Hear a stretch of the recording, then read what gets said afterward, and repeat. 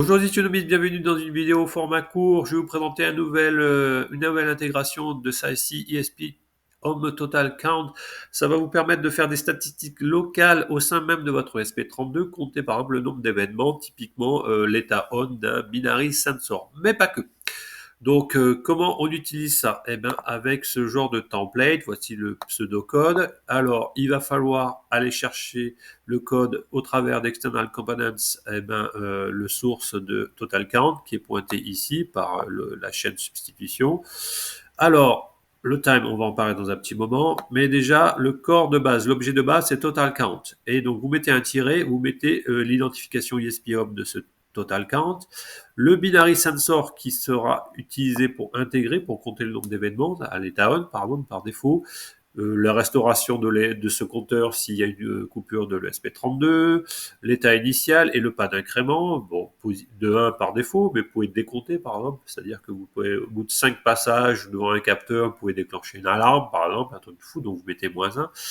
Et donc ce total count va faire référence à ce binary sensor. Ici, j'ai défini un binary sensor sous forme de template, mais ça peut être n'importe quoi, ça peut être l'état d'un ventilateur, d'un cover, ou ici, comme vous allez le voir après dans mon puits, ça sera l'analog threshold. Et comment on l'utilise après, une fois que l'objet total count a été bien défini? Ben, c'est un capteur, donc dans la partie sensor, vous définissez maintenant dans la plateforme total count, et puis ici, il fait référence à celui ma total count qui a été défini ici. Et là, ça sera le nom ici dans total count de point name, ça sera le nom qui va apparaître dans ESP-HOM. Alors, vous voyez, my count over 24 heures, ça veut dire que l'idée, c'est de compter tous les événements sur une période de 24 heures.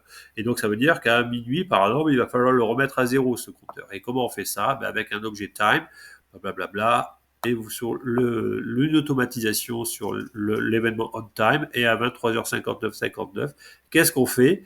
Eh bien, on exécute un code lambda, c'est-à-dire du C++, où on voit ID my total count, ben c'est celui-ci, et on appelle la méthode reset counter qui est intégrée, et donc qui permet de remettre à zéro celui-ci. Donc voilà, donc ça permet de faire des statistiques sur 24 heures. Allez, un exemple concret d'utilisation, ça sera pour nos objets puis, alors, qui se trouve ici, voilà. Et donc, on retrouve le substitution, on retrouve l'external components, etc. Vous voyez ici, dans ma suite de on-time, eh ben, on retrouve le reset du compteur ici. Donc, on va voir l'objet total count ici, voilà, c'est un peu pareil. Là aussi, je compte le nombre de fois que la pompe de mon puits se déclenche, voilà, donc dans la journée. Voilà, donc ça c'est bon. Il nous reste à définir le binary sensor.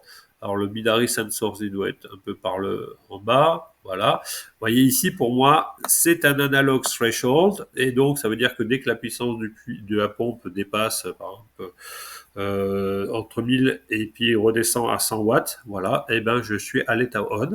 Et donc après, on le définit complètement dans la partie sensors, voilà, qui va être ici, et on le définit comme ça. Donc on fait référence à l'ID que j'ai défini tout à l'heure de total count, et puis je lui donne le nom dans mon home assistant ici. Voilà un exemple concret pour intégrer des statistiques, et vous pouvez faire des actions dessus, des automatismes dessus, une fois que la valeur a atteint un certain niveau. C'est assez intéressant. Allez, je vous dis à très bientôt.